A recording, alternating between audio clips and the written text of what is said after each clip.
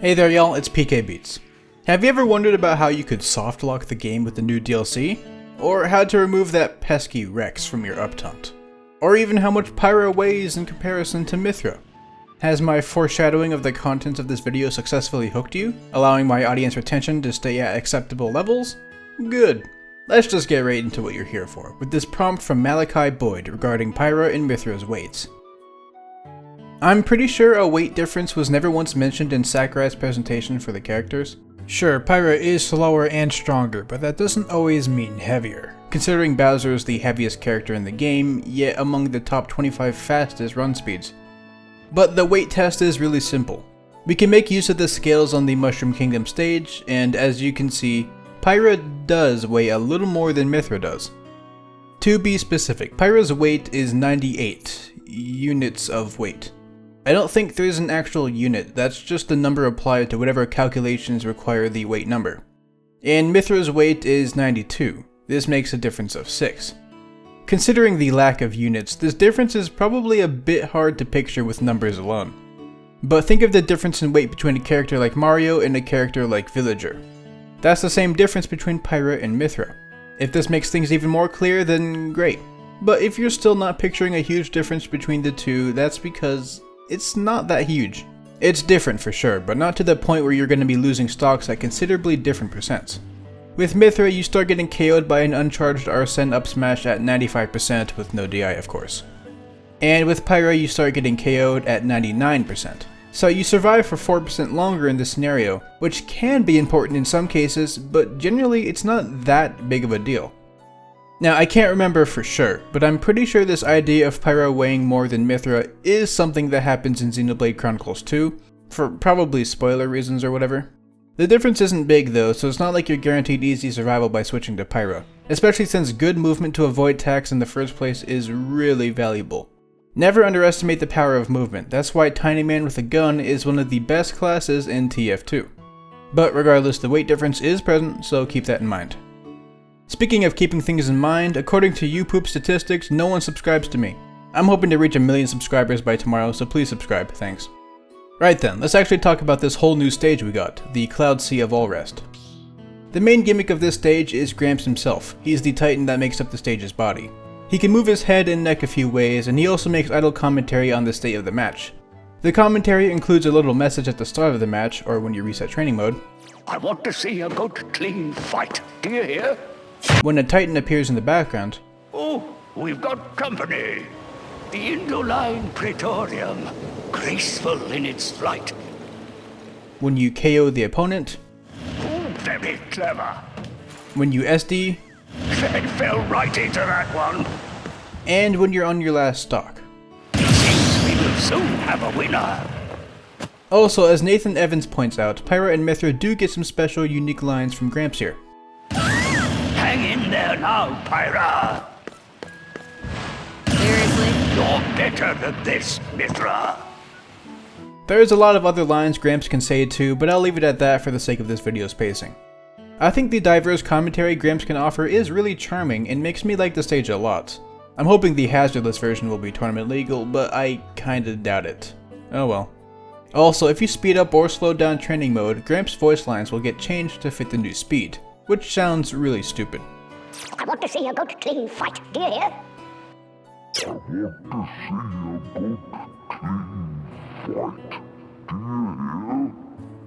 And at the 1/4 speed, he'll just straight up not say anything.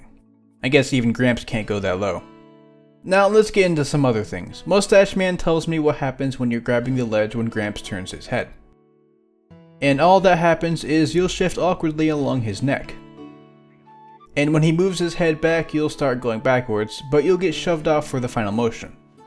It was after this that I wanted to test what it looked like when you were running against the ledge like this. I just assumed you'd sorta get shoved back, you know? But 5 minutes later, and Gramps didn't do the head turn phase once. I reset training mode and I didn't see him turn his head once at all. He did all the other motions except for that one. Here, after resetting training mode, I always found that Gramps turned his head when this titan appeared in the background, consistently every time. This ties into the fact that, in training mode, some RNG stage elements are the same whenever you reset training mode. So for this RNG seed, or whatever you'd call it, Gramps always turns his head when this Titan appears. And yet, when I was running against the ledge, he didn't. And the same is true for when I was just standing on the very edge of his head, after rolling to the ledge. So I am fairly confident in saying that Gramps will just not do this head turn motion if a character is standing on the very tip of his horn when the motion is supposed to activate. You can stand kinda close, but not right up against the ledge. So that's pretty weird, but good to know. So instead I just waited until Gramps started turning his head, and then ran against the ledge. And yeah, you get sort of pushed away like normal. And when he turns his head back, you can sort of get an idea of how awkward the ledge's movement is based on how much Pyra stutters here. For some miscellaneous tests, Steve will get wood from the wooden deck here, iron from the platform, stone from the middle, and miscellaneous stuff from Gramps' hair and head. And the miscellaneous material for this stage is wool, which makes full sense considering the cloud theme of the stage.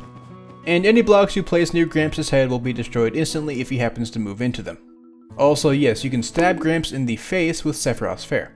It works really weird on this stage, as some parts can be impaled and other parts can't. What I find most interesting is that you actually can't impale the stage all the way down here, despite the fact that it is solid and prevents you from going under. I have to wonder what the geometry looks like, though I guess Gramps might get mad at us for looking down there. It's also worth noting that wall jumps will not work on the supposed walls here on Gramps, and the same is true for wall clings. This applies to Gramps' rear end too. I think that's enough of Gramps and the Cloud Sea of all rest for today though. I bet you're curious about that new way to soft lock the game. This was originally introduced to me by Guilty Echo and has since been covered in a few other spots, but I definitely need to mention it here. You need to head over to Century Smash to get this to work, which I'm assuming is a game mode that the vast majority of y'all don't use very often, if at all. In my personal opinion, it doesn't have a ton to offer in the form of riveting gameplay, though I did find it a little cathartic to just brutally launch a ton of Miis for a few minutes. Still though, the amount that I played to get this footage is enough to last me a lifetime. The fastest time I got was 1 minute and 46 seconds, though that was hardly optimized.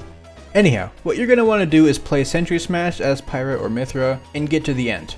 After you KO the final opponent, you're going to want to spam down B to try to swap right as the match officially ends. You can probably see where the idea of this soft lock comes into play. You're basically trying to confuse the game into which of the two Beyblades you finish the match with. I don't know if it's frame perfect or something, but it is pretty precise. And considering you have to KO 100 CPUs to even try it, it's kind of a pain to test. But I did manage to get it to happen, and this is what it looks like. The camera gets stuck on one spot and all of the sound goes away. You can control your character just fine, but you cannot pause the game at all or do any other important inputs like that. And the stage that you use doesn't matter either, since you can play this game mode only on Battlefield variants, so lucky us for choosing the funny green screen stage. And if you fall off the ledge, you won't get KO'd or anything, you'll just stay down there, forever. And now, nobody is left. Of course, the only way to get out of this is to just restart the game. So yeah, have fun playing Century Smash for probably the first time, if at all. Also, Jethan Works asks what happens with the boxing ring titles when you swap between Pyra and Mythra. Nothing too crazy happens here though, the teleprompter will just showcase whichever of the two you were when the transition first starts. They're both given the caption of the Aegis, and switching after it appears doesn't change it, it's just whatever you were when it started. I'm not sure if you could glitch out the screen by constantly swapping like how swapping messed up Century Smash. I tried for a while but I didn't notice anything odd. I can't imagine anything too game breaking would happen though, but who can say for sure. Alright, once again, I gotta go over that one character. You know the one, what's his name again? Lex? Chex? Something like that. With this fact submitted by Tim V regarding Pyra and Mythra's up-taunt animation.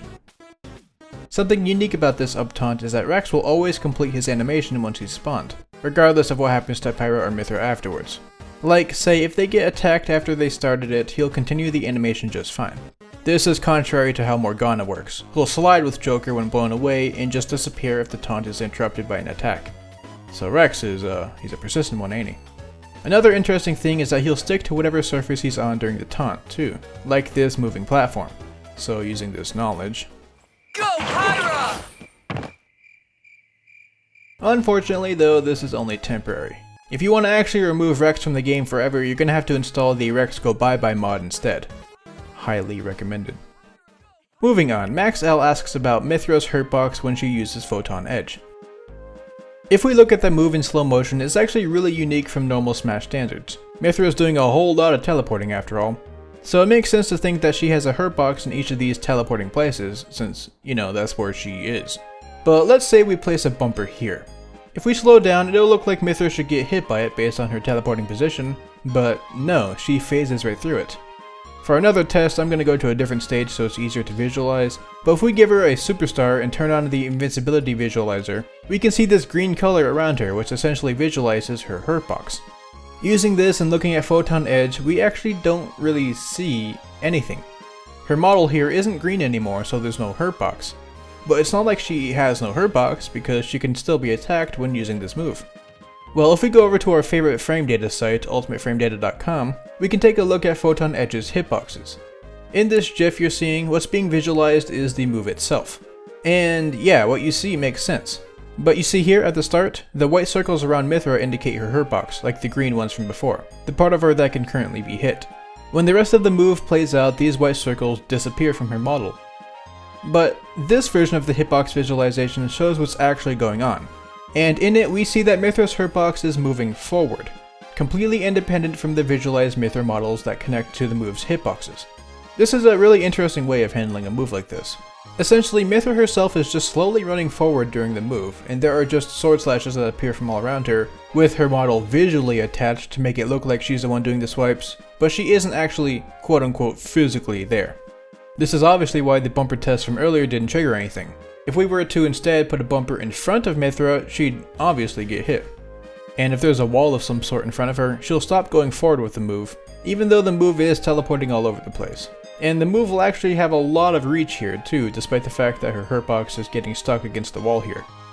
Though it's very interesting that her Hurtbox is given such a unique presence, or lack thereof. Enough to where the invincibility visualizer completely fails to detect it. It almost reminds me of how Hero's Zoom is neither invincible nor intangible, despite the fact that he can't be hit during it. It's like a weird alternative option given to the move, and I think that's really cool.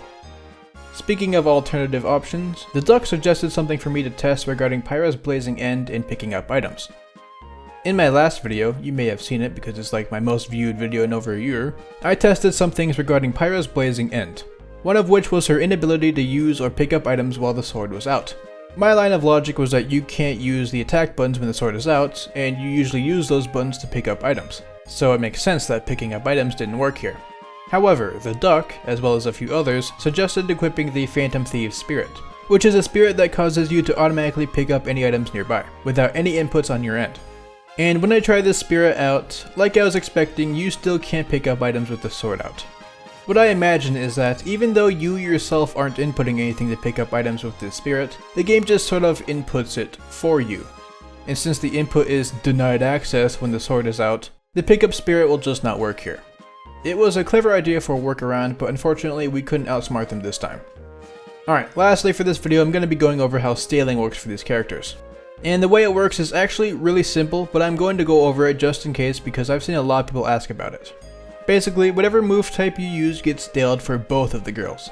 Pyra's forward tilt normally does 14.4%, but if you use Mythra's forward tilt first and then switch to Pyra, it now does 12.5%.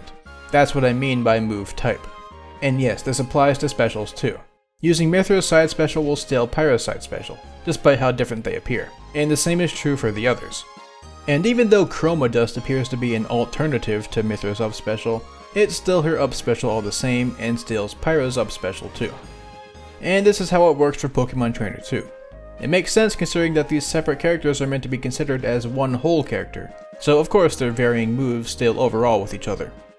Anyhow, I think that'll be it for today. I'd like to thank my patrons Burbo, Raighne, Great Dino, BG, Dameplay, Feurolant, Skully, freshdoggo, Keckothedragon, Meep, Skimmilk, Skye, and Stan LOONA. That was about all of the Pyra and Mythra facts I have right now, at least the ones that I found interesting enough to put in a video that I could even test. I'm probably going to get more in the future, but for the time being, future random facts videos would be going back to focusing on the game in general, and not these characters specifically. Also, this might seem kinda weird to bring up here, but I've been wanting to bring it up for a while. There's this anime currently airing called Bottom Tier Character Tomozaki. It's a slice of life show about, get this, a pro Smash player. No, like literally. The main character is antisocial and spends all of his time playing this game called Attack Families, a very blatant spin-off of Smash Bros, sort of like a cross between Melee and Ultimate. There's even a section of the show where he goes over the mechanics of a short hop when teaching someone how to play. The game isn't a huge focus of the show, but it gets mentioned enough to not just be a forgettable detail. And I honestly just think it's hysterical that there's an anime about an antisocial Smash player. I think this is related to the rest of the video because I was talking about Pyra and Mythra. Get it? Because they're like anime? Whatever. Okay, I just thought it was really funny and I wanted to at least mention it here. I think it's a fine show so far, but nothing I'd really recommend to a bunch of people outside of the fact that, you know, it's about a Smash player. Alright, well, stay kind, stay casual, and I'll see y'all later.